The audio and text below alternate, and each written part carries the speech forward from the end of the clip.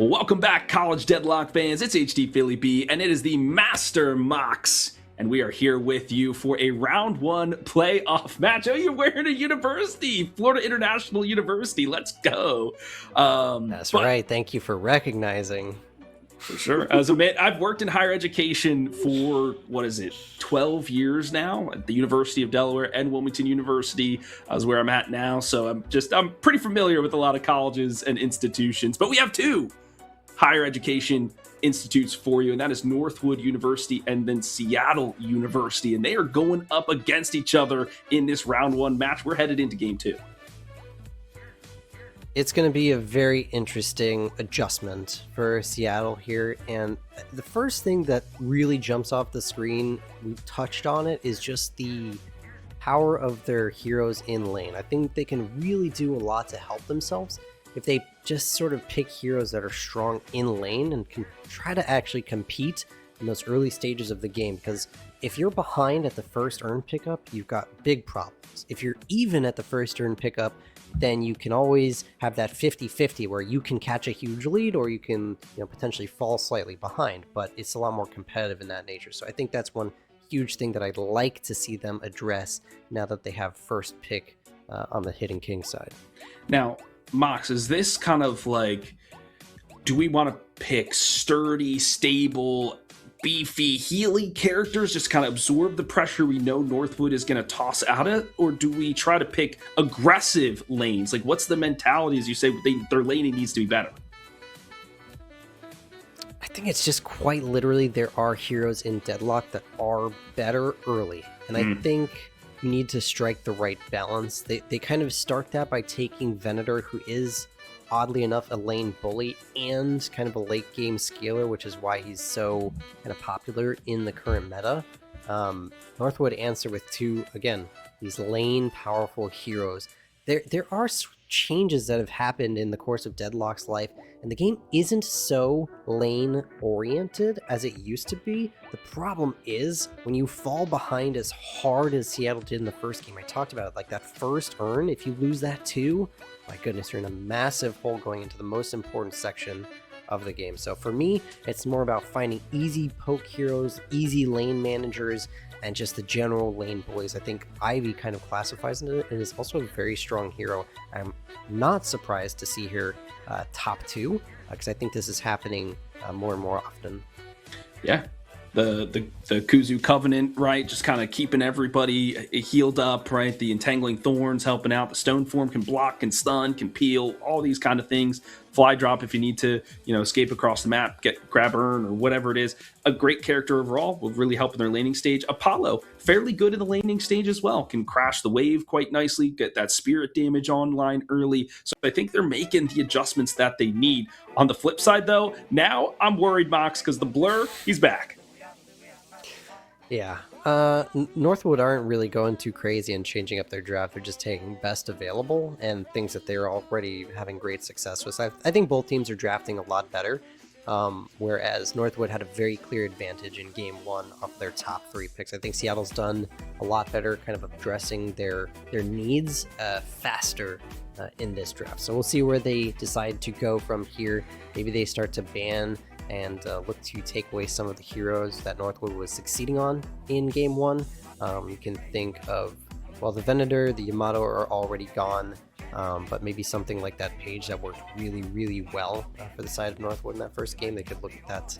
But Northwood have the first pick out of bans here. Shiv Mina off the board as well. Shiv is a peculiar pick for me. I figured it would be another M1 kind of character, like the Warden, something like that, because I think that's what Northwood needs. I know Lady Geist can kind of do that, but they ran that kind of three, right? It was Silver, Venator, Geist as their first three picks. Well, they only have one of those three, so I think they need a little bit more. However, Mox, we've been seeing a lot of Celestes go for this gun-heavy kind of build, so maybe that's how they're slotting her in as this position too. But we're seeing the Calvin. I think that's a great pick, helps in the lane.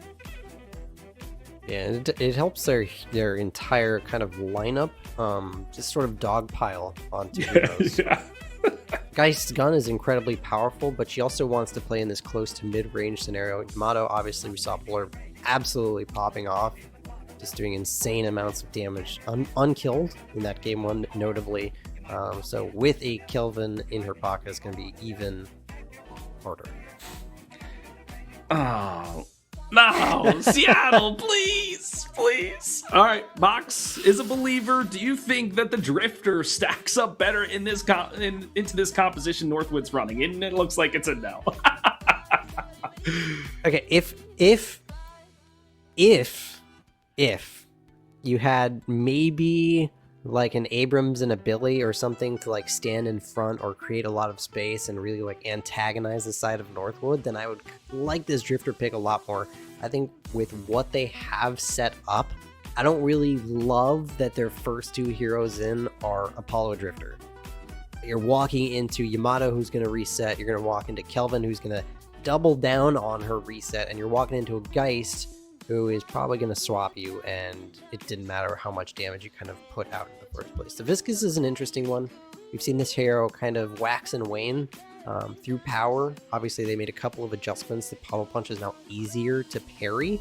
That being said, some players are still bad at parrying, and so maybe it can work out. It's a good save on a squishy lineup. There are like no effective tanks right now on the side of Seattle. And I think that has to be their last pick. They need a Billy. They need an Abrams, something along those lines.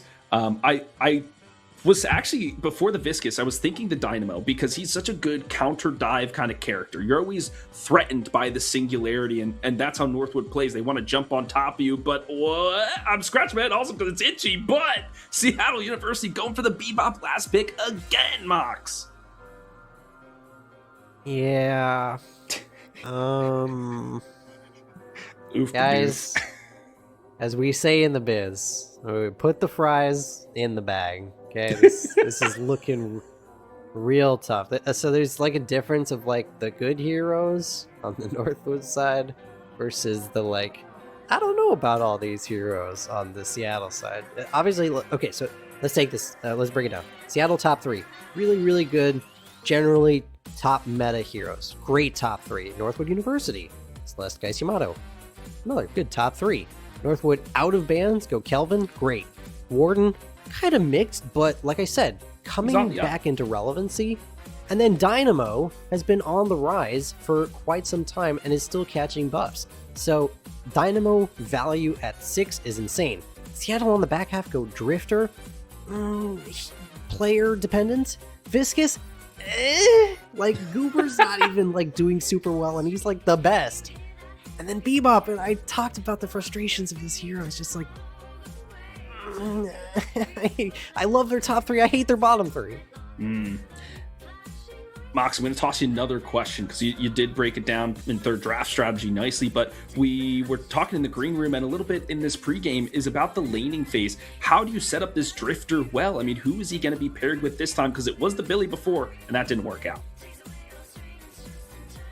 I feel like Bebop is the best one. Like, pull him under the tower and blam him with a brand. I feel like that is the best option, but it's just a bunch of weird matchups. We'll see once our overlay kind of gets adjusted here. I'm not sure if we were or weren't in game, but that was an interesting little break. But yeah, it's so like Viscous is a really good pairing partner too. Like we can't undersell that. Like Puddle Punch and Splatter are still really, really annoying.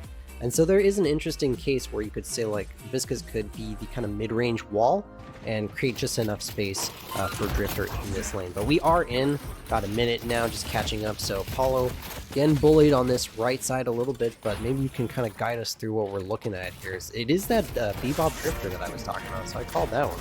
Okay, the Scrap Golem has a little beef to him.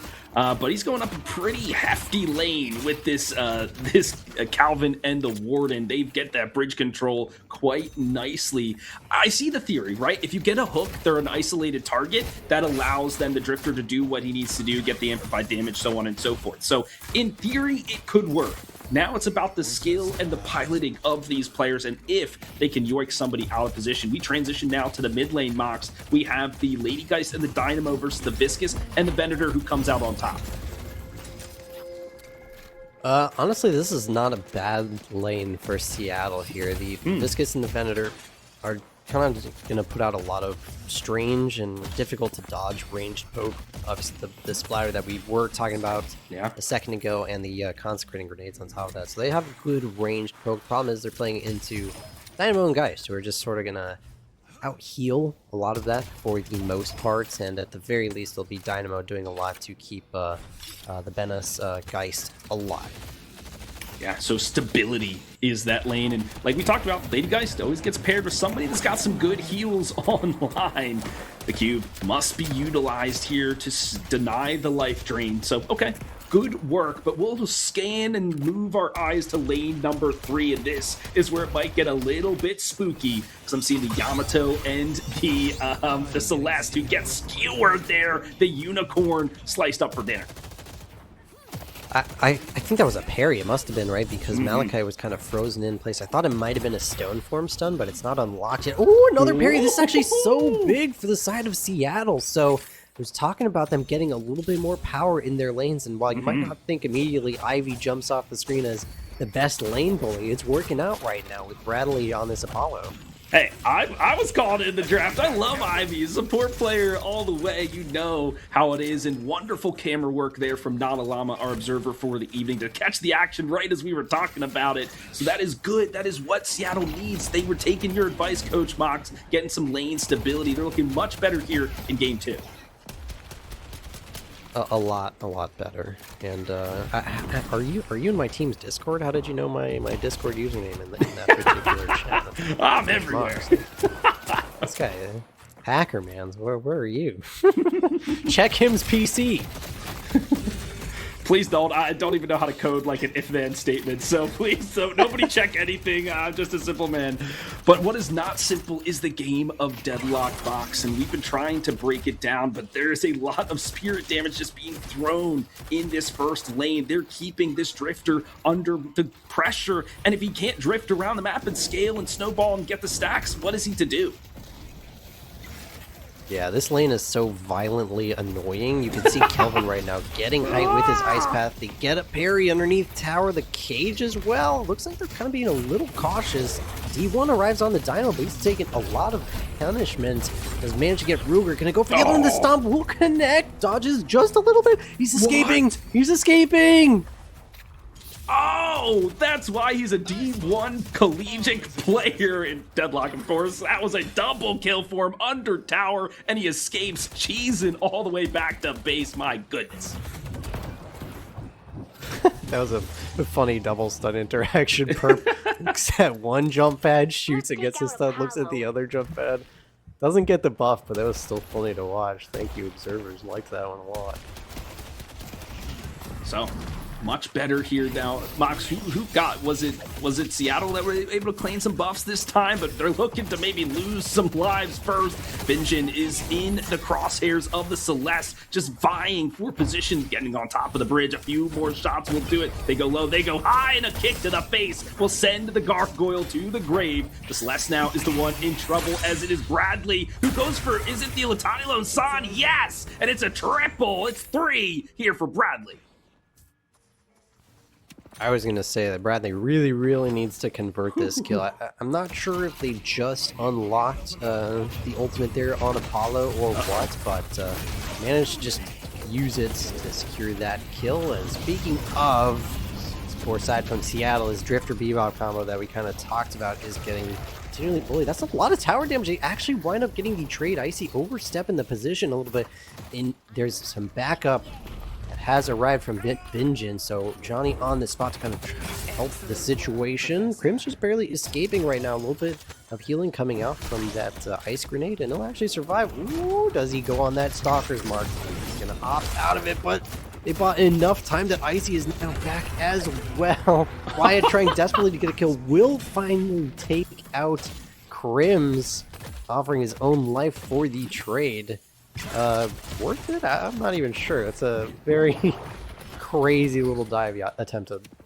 Mox, we've casted pros, we've casted people who've never played, we are now casting collegiate, we've seen all different levels, and this is why we come to College Deadlock, to see the aggression, the innovation, just some nuance from some of these up-and-coming players. I mean, they don't even care about tower damage. They're like, we're going for the kills. We want to put on a show for everybody in the chat. They're certainly doing it now, even in terms of souls at the 7-minute mark. This is head and shoulders above of what they did in game 1 Seattle. They're showing why they're in the playoffs, and they're doing the work now.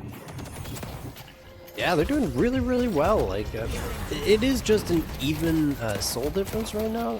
That doesn't mean that there's a difference at all. I don't know what words are coming out of my mouth, but you know, they're doing so much better, and it really comes off the top 3 picks. This Ivy Apollo lane has done really, really well for them.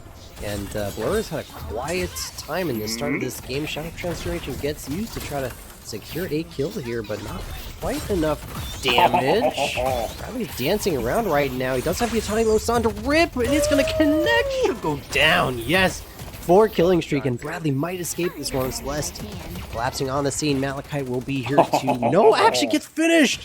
What just happened? I missed the interaction. 5 killing streak, and Bradley lives. Wow, the turnaround there. This lane stalwart right now and stopping Northwood in their tracks, and this is good. They need to keep Blur under wraps. My word, that is a great start in lane 3, but as we peruse the other sides, D1 scaling up. Venice, that's who they're really looking for to help them out in this lane, but a double parry, oh, and a punch. D1 on a 4-player kill streak. Tough situation for Gaber there. Flies in off the zip line and immediately gets parried. That's just so tough. They are trying to clean this one up though. D1 and Crim both very, very low. They will have to fight Venus Geist, but does manage to get positioning away from the Hyper Beam laser. So they've kind of reassessed the situation. Ivy, Finjin kind of rotating into this one. Doing a lot of damage with that the Kudzu that I forget the name of now. Tangling Thorns, I believe. Entangling. Yeah, thank you. You got Since it. the change, I haven't really remembered the difference of the names here, but that's why you're here to help me out. Play-by-play for a reason, but playing the game is Seattle University. This is a good set of aggression from them. They have really stepped it up, and we've belated that point so much, and now they're stepping up into the lane. The Lady Geist under the scrutiny, but the soul exchange to perfection, keeping them in the fight, and Venice will turn the tides with that ability. Wyatt falls down, and it will be the Guardian that they're looking for now. Only a sliver HP to stand. A hook under the tower, though, the Frost Grenade to heal up, and there's the Frozen Shelter to lock them down. The Golem still stands, but not for long. Crim's the captain to the rescue. He's just ripping heavy punches left and right. He punched a Frozen Guardian just for fun, and then still got the turnaround knockout punch against the Knockout King himself. So pretty nice turnaround. Northwood keeping it competitive. The soul lead is like flip-flopping back and forth like crazy. Unfortunately, Wyatt remembering a little bit ghosts of game 1, this Blur Yamato just flying around doing insane damage with Power Slash. Max, did you ever play Super Smash Brothers? I is an avid and lover spectator. I played a lot of the newer ones, but Melee has a very special place in my FGC like spectating heart. Fair enough. Anytime I see somebody get parried, it reminds me of when your shield gets cracked and in Smash. And you're just there and you know you're taking a full-on forward smash to the face. But right now, the Shining Wonder screaming across the battlefield. The Italian Losanda tried to escape and he slams into a wall. The Celeste has not been dazzling so far. She needs to change the tail. There you go. The dazzling trick secures the kill. Pretty decent comeback here from Malachite. We knew Bradley was on this massive killing streak. Had a really strong start to the game, but look at the souls now between the two of them. Malachite 10k already has a lead. We are looking at a opportunity for a soul turn in right now. Gaber, a little forward positioning. The Quantum will ensure that the urn goes to the favor of Northwood, and they're looking for the fight afterwards. The Shadow Transformation comes out, and Blur wants blood. He will find it. Vision not even available on the screen. It will be a hook though on the Celeste. How are they capturing the Acrobat? She has to slide and trip away, but the bomb is stuck to you, friend, and will take you 6 feet under. It's a good turnaround. They find 2 exit kills when the urn turned in. Blur is looking for more. They find themselves a 2-piece, but has to retreat under the safety of their Guardian as the scrutiny, the pressure is too much. Pretty decent fight from both teams in that situation, and a dive comes out. Wyatt had been struggling this game. All of a sudden, has a 3-killing streak, diving aggressively to finish off Crims. No dome used in that situation. Blur's going to try to do their best to defend this Guardian, but the dive is coming out. Let's see how much damage. Bradley has been very strong. Woo! The punch from Dynamo on this D1 on this Dynamo is insane. So much scrapping happening. Somehow Blur is still alive. Wide overextension. And now Binjin in a little bit too deep as well. I think Seattle kind of overstayed on this whole fight here. Pretty bad turnaround after all. Oof, their hubris. Maybe they're like, guys, we're doing it. Go for it. We got it. Like, wait a second. This is the #1 seed after all.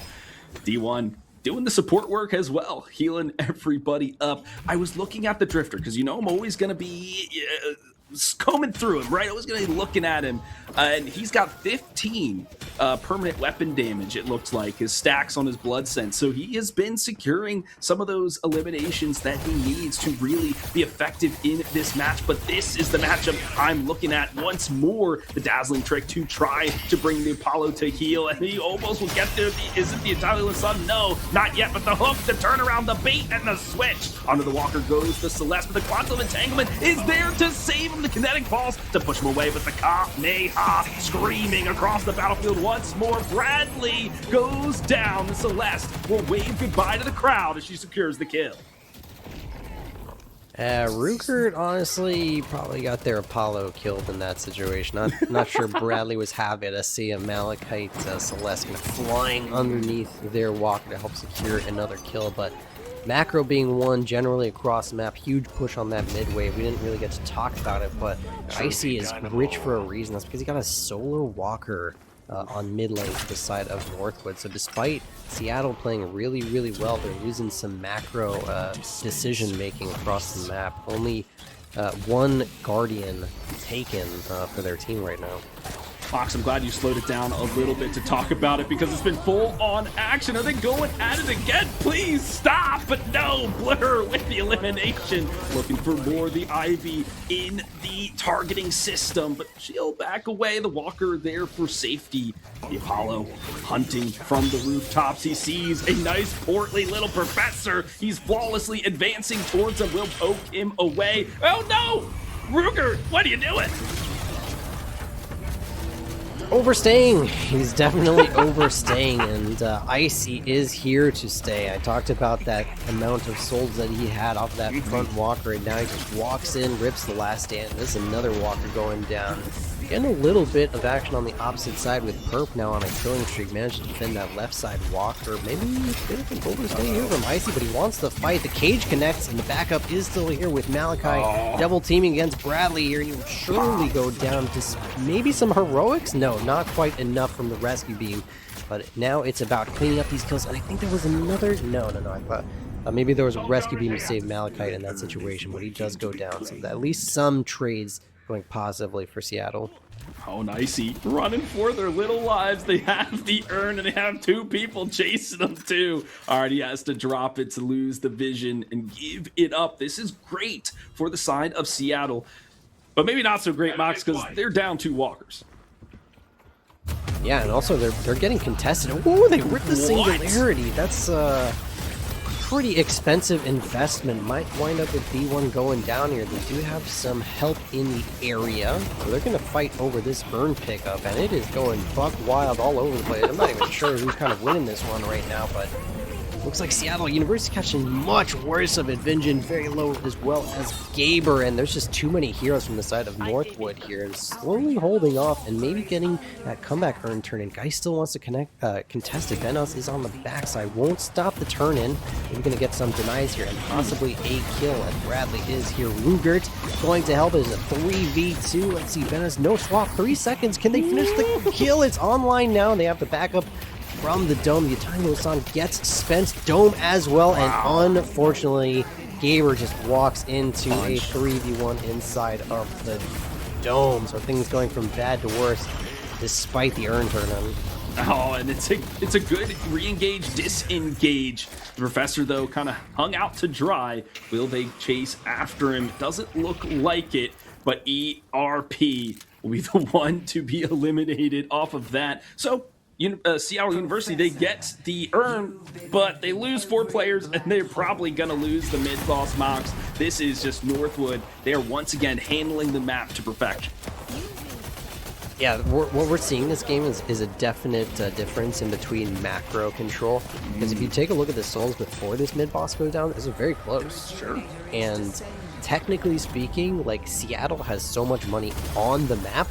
The problem is now that you've given up Rejuve in that fight at 17 minutes here, what is Northwood going to convert, and what does that difference look off of the back of it? Because while it's close now, in 2 minutes time after they clear out the jungle, buy out, and start to siege, it'll be quite larger. So it's about what Northwood can do with this time, and if Seattle can just hold on to just a little bit longer.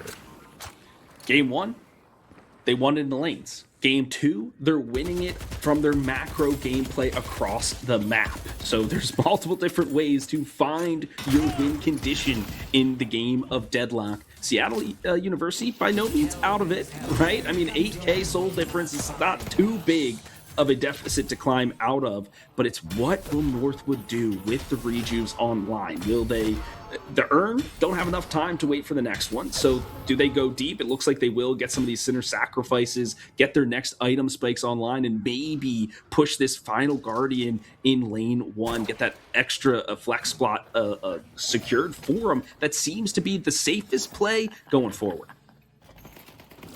I just want to touch a little bit and thank our observers for so cleverly keeping an eye on this bebop with Ruger. He was paired up with Perp, and I don't know if anybody out there in the audience watching sniffed out what they were attempting. They were looking for somebody to exit the double sinners there and land a hook onto the Venator trap that was placed. That would have been a really creative way to maybe peel one Rejuvenator off the board.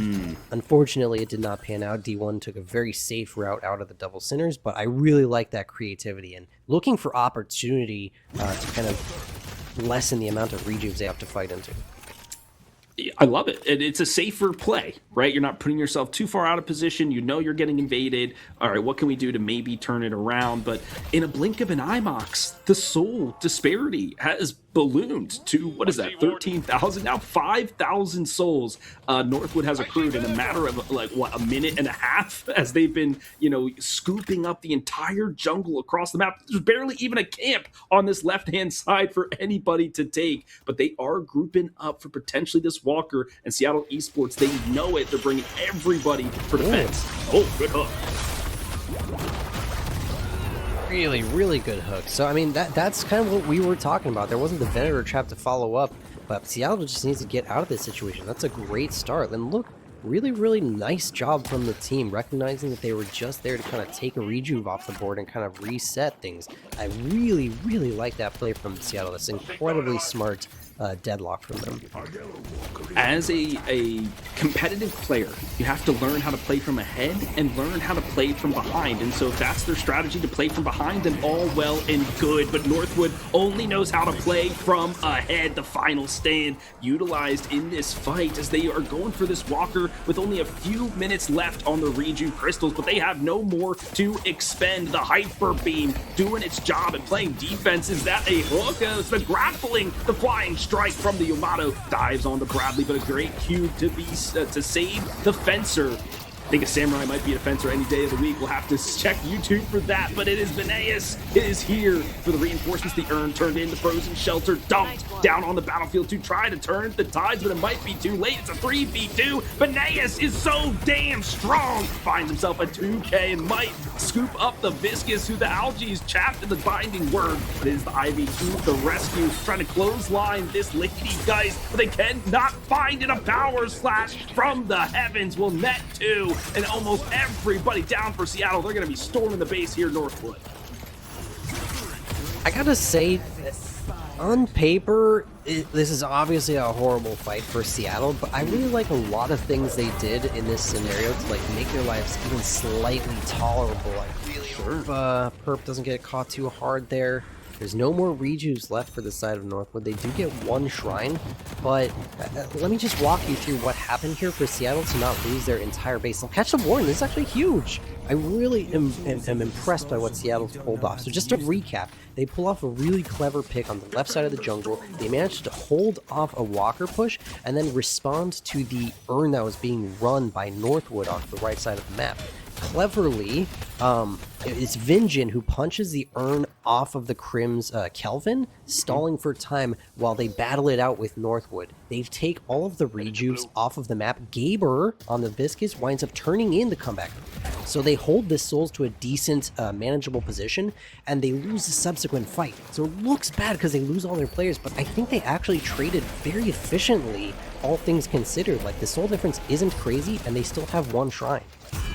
They still have 2 Guardians to take down. Imagine you get those in your pocketbook. I mean, you'll be on a shopping spree, and they're putting that mid Guardian in their crosshairs once more, but it's Celeste who's playing defense, dives in. The Shining Wonder screams across the battlefield once more, bounces between a couple. Now Calvin is here to put on the finishing touches, but the blue blur dismantled. The Samurai puts the sword through their own heart and will be the save of the cube to keep the priest in the fight. For now, he's on a kill streak. The Perfect, they want to put him in handcuffs, but Gaber will go back to the ocean. See you later, Seafoam Man. This Beneas on the Lady Geist is being the carry they need her to be. It is the Calvin with a frost grenade to freeze a few members up. They're chasing the rest of the kills down. 3, make it 4. Go to the gray screen. All for a Lonely Guardian, which is still standing. Yeah, unfortunately, they greed really hard. They don't get too much even getting that Guardian. Like, there's a little bit of money in it, but losing that fight is what you see now is what happens when you lose that fight. And they honestly just got stat checked straight up. Like, they were 6v5 in Northwood's defensive side of the map, and Icy was respawning to kind of come in, and we saw him clean up that fight by just pumping out insane damage on this Warden. He's got a ton of souls in his pocket, so unfortunate slip up there. They do get the Guardian in the end off of a little kind of backdoor push from Ruger, but like, for what purpose? You know, they lost the first. Actually, they lost the second shrine. They didn't actually lose the first down from the Hidden King, so it's not terrible yet, but it's about to be. Because Northwood is taking mid-boss again. And everybody's just punching this guy, pummeling the booger into the ground. Alright, he will be destroyed, and might be Seattle's desperation time form. They're diving into the crystal, the goo ball rolling around, but all 3 crystals will go the way of Northwood. They're firmly in the advantage now. It's about sweeping the floor with Seattle. The Red Hawks might get their wings clipped, and Wyatt will be the first Falcon to fall. Tylo-san, maybe just to save himself, gets the Celeste critical, but she will dazzle her way out of there, utilize one of those rejuve crystals. The Venator will be seeing God after this one. The carry eliminated. They were really close to having a decent contest. Gaber with the kind of goo ball rolling through almost caught the stuns in time, just a couple seconds too late, but it's really just about being behind at this point. It was a decent contest conceptually, but too far behind, and I think this is just a straight up end at this point. I don't know that they'll get enough respawn after the first patron stage goes down here, so one rejuvenator left. We'll see if they're feeling confident enough to take it, but all waves are crashing and all signs point to staying. Yeah, they're not even backing out to get the bridge buffs or the urn. So to me, that says they are committed. The weakened patron, the Hidden King, unveiled once more. The Bebop trying to play some desperate defense. The Venator praying on his hands and knees to keep their hopes alive in round one. The Silence Wave will stop the prayers. Now it's the last stand to stop the Hidden King team in their track. Seattle University doing everything they can to keep the Hidden King vulnerable, but they will. The defense is mounted icy, frozen in their tracks. Silence once again is the drifter, but they have the claws ripped and ready to go, looking like Wolverine out there. Beneas will fall. The blue blur goes down. It's two. They have to back out here. The defense, it holds. Yeah, really, really good fighting inside of the pit here. Northwood uses all of their tools, and they still cannot manage to get the kills in time. Even using the frozen shelter does not net them a win, so I'm surprised to say that we're still in this game right now. Patron is still alive. They do have to be a little bit careful. The creeps are inside of their base, but right now is their opportunity to try to get these buffs. They're actually behind on the timing, so Northwood will luckily sneak away with those, and I think Icy's going to kidnap the urn. Gaber and Ruger can pawn his tail. There's a massive urn for Seattle to get. The souls can look pretty even if they find a way to get this urn turned in. Oh, Icy, he knows he has to be the hero. Maybe go for the hero play, but preserving his life may be better. The urn picked up by the side of Gaber. They can run it across the map if they like. The Celeste kind of poking around the drop-off points. The Warden hunting. I mean, they're basically at full build. The Mercurial Magnum, the Boundless Spirit. I mean, they are hitting like a truck at this point. But do they want to go against a 2v3 situation, Mox? I don't know. I think there's a contest because look, they've respawned and they have speed boost and they have lane prio. So the punch comes to stall, and I think this is going to be a massive fight for Northwood. Well, let's see how it pans out. A ton of ultimates available for Northwood. Not too many here for Seattle. The Iridonomy is not available. Icy, though, will start it off. Caps is Ruger. He goes back to the spawn route. The Singularity captures 3. The rest of the team will go tumbling there after the last stand, looking for some victims. They will find the Viscous. The Algae will be eviscerated, but not before the Vampire will beat him to the grave. Bradley, see ya later. This guy, the Warden, doing exactly what he needs to do. Yeah, this is tough.